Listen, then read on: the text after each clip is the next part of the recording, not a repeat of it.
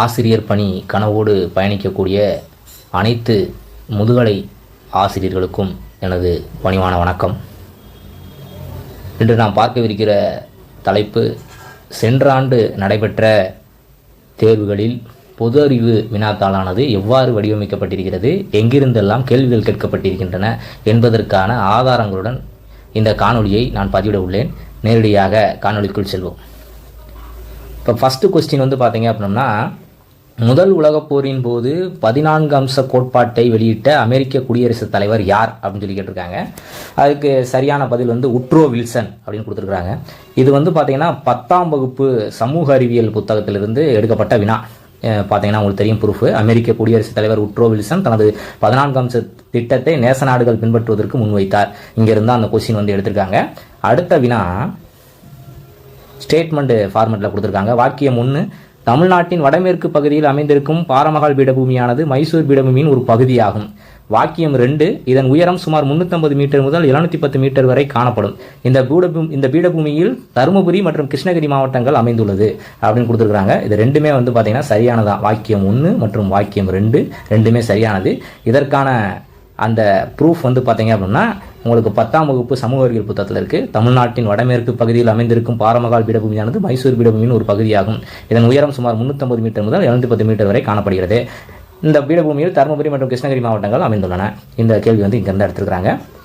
அடுத்து, இந்த மாவட்டங்களை தவிர தமிழ்நாட்டில் மற்ற மாவட்டங்கள் பல்வேறு காலகட்டங்களில் பிரித்தமைக்கப்பட்டன அப்படின்னு சொல்லிட்டு ஒரு கொஸ்டின் கொடுத்துருக்காங்க. இதுக்கு சரியான விடை சென்னை, நீலகிரி மற்றும் கன்னியாகுமரி.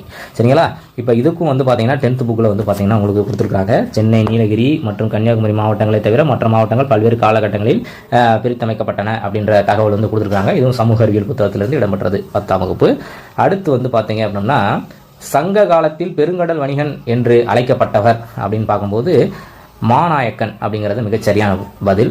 இது பார்த்தீங்கன்னா உங்களுக்கு 6ஆம் வகுப்பு சமூக அறிவியல் புத்தகத்தில் இருக்குது. இந்த இடத்துல பார்த்தீங்கன்னா அந்த ப்ரூஃப் நம்ம கொடுத்துருக்குறோம்.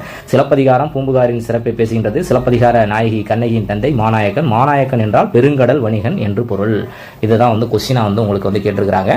அடுத்த வினா, கங்கை கொண்ட சோழபுர கோயிலின் உயரம் கேட்டிருக்கிறாங்க. 55 மீட்டர் அப்படிங்கிறது சரியான பதில். இது பார்த்தீங்கன்னா 7ஆம் வகுப்பு சமூக அறிவியல் புத்தகத்தில் இடம்பெற்றிருக்கக்கூடிய ஒரு வினா. சரிங்களா? இதை இங்கே கொடுத்துருக்காங்க. அந்த பார்த்தீங்கன்னா உங்களுக்கு தெரியும், கோயிலின் உயரம் 55 மீட்டர் ஆகும். இதை தான் உங்களுக்கு கொஸ்டினா கேட்டிருக்கிறாங்க. அடுத்து பார்த்தீங்க அப்படின்னா, இதுதான் எனக்கு மிகவும் அதிர்ச்சி அளிக்கக்கூடிய ஒரு வினாவாக அமைந்தது. இந்த வினாவும் இன்னொரு வினாவும். முதல்ல இந்த வினாவை நான் டிஸ்கஸ் பண்ணி முடிச்சிடறேன். மனித இன்சுலினை அதிக அளவில் உற்பத்தி செய்வதற்கு பின்வரும் எந்த உயிரி பயன்படுத்தப்படுகிறது அப்படின்னு சொல்லி கேட்டிருக்கிறாங்க. ஈகோலை அப்படிங்கிறதா அதுக்கு மிக சரியான விடை. இதுக்குரிய ப்ரூஃப் பார்த்தீங்கன்னா நானும் 6th-லேருந்து 10th வரைக்கும் இருக்கக்கூடிய சயின்ஸ் புக்கிலலாம் ஓரளவுக்கு ரெஃபர் பண்ணி பார்த்தேன். என்னால் கண்டுபிடிக்க முடியல. கடைசியில் எங்கடா இருக்குது அப்படின்னு சொல்லி பார்த்தோம் அப்படின்னா 12ஆம் வகுப்பில் உயிரி தாவரவியலில் 12ஆம் வகுப்பில் உயிரி தாவரவியலில் இதற்கான ப்ரூஃப் இருக்குது. 12ஆம் வகுப்புலேருந்து கொஸ்டின் கேட்டுக்கிறாங்க. நமக்கு ஆக்சுவலாக SSLC ஸ்டாண்டர்ட் அப்படின்னு தான் ஜிகே வடிவமைக்கப்பட்டிருக்கிறது அந்த சிலபஸில். இருந்தாலும் பார்த்தீங்கன்னா உங்களுக்கு 12ஆம் வகுப்புலேருந்து ஒரு கொஸ்டின் கேட்கப்பட்டிருக்கிறது.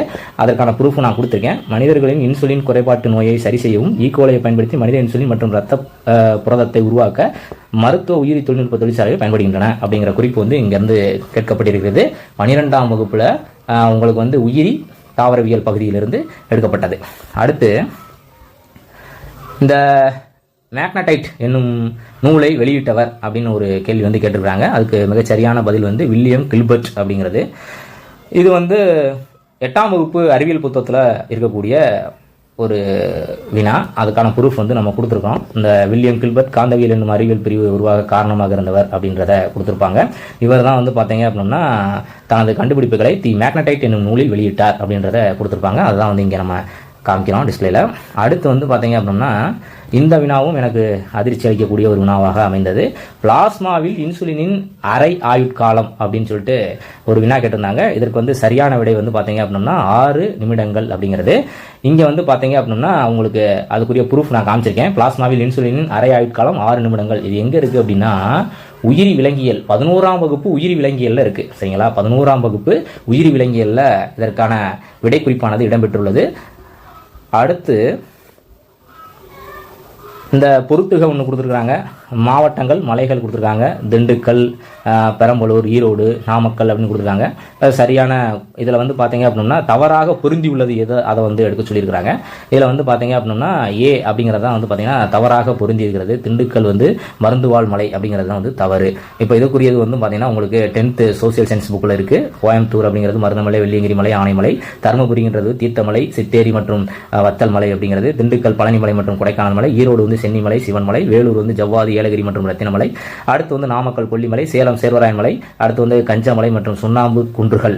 கள்ளக்குறிச்சி அப்படிங்கிறது வந்து கல்வராயன் மலை. விழுப்புரம் செஞ்சிமலை. பெரம்பலூர் பச்சைமலை. கன்னியாகுமரியில் இருக்கு மருதுவாழ் மலை. ஆனால் அங்கே வந்து நம்மளுக்கு கொடுத்திருந்தது வந்து தவறுதலாக கொடுத்திருந்தாங்க, திண்டுக்கல்னு கொடுத்திருந்தாங்க. அதனால தவறான இணையை தான் கண்டுபிடிக்க சொல்லியிருக்காங்க. திருநெல்வேலி அப்படிங்கிறது வந்து மகேந்திரகிரி மற்றும் அகத்திய மலை அப்படிங்கிறது. நீலகிரி அப்படின்றது நீலகிரி மலை. ரைட்டுங்களா? அடுத்து இது ஒரு கொஸ்டின் ஜென்ரலாக கேட்டிருக்காங்க. எந்த விளையாட்டில் இந்த கூகுளி என்ற சொல் பயன்படுத்தப்படுகிறது? கூகுளின்றது நல்லா தெரியும். இந்த பவுலிங்கில் வந்து கிரிக்கெட்டில் வந்து பார்த்தீங்க அப்படின்னா கூகுளி போட்டு விக்கெட் எடுத்துட்டாங்க அப்படின்லாம் சொல்லுவாங்க. இந்த அஸ்வின், தமிழ்நாட்டை சார்ந்த விளையாட்டு வீரர் அஸ்வின், அதுக்கப்புறம் வந்து பார்த்தீங்கன்னா இன்னும் இந்த ரவீந்திர சாகல் அப்படின்லாம் நிறைய பேர் இருக்கிறாங்க. அந்த அவங்கெல்லாம் வந்து பார்த்தீங்கன்னா அந்த கூகுளி போட்டாங்க அப்படின்லாம் சொல்லி விக்கெட் போட்டாங்கலாம் சொல்லுவாங்க. அந்த கூகுளி அப்படிங்கிறது வந்து பார்த்தீங்க அப்படின்னா அந்த சொல் வந்து பயன்படுத்தப்படுவது எங்கே அப்படின்னா கிரிக்கெட்டில். சரிங்களா? இதுவுமே புத்தகத்தில் இருக்குது. என்னால் கண்டுபிடிக்க முடியல. யாராச்சும் வந்து கண்டுபிடிச்சிங்கன்னா கமெண்ட் பாக்ஸில் எங்கே இருக்குது அப்படின்றத டீட்டெயில் சொல்லுங்கள்.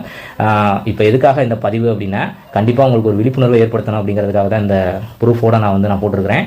இது வந்து பார்த்தீங்கன்னா லாஸ்ட் இயர் கெமிஸ்ட்ரி மேஜருக்கு அந்த ஆஃப்டர்நூன் செஷனில் நடந்த கொஸ்டின்ஸ் வந்து நான் ப்ரூஃப் எடுக்கிறதுக்காக கொஞ்சம் அலைன்மெண்ட் மாற்றி போட்டிருப்பேன். மற்றபடி 10 கொஸ்டின்ஸுமே இதில் இருக்குது. நீங்கள் பார்த்தீங்கனாலே உங்களுக்கு வந்து தெரியும். சரிங்களா? அதனால் 12ஆம் வகுப்பு 12ஆம் வகுப்புல இருந்தும் கொஸ்டின் வந்து எடுக்கப்படுகிறது அப்படிங்கிறத நீங்கள் நல்லா தெரிஞ்சுங்க.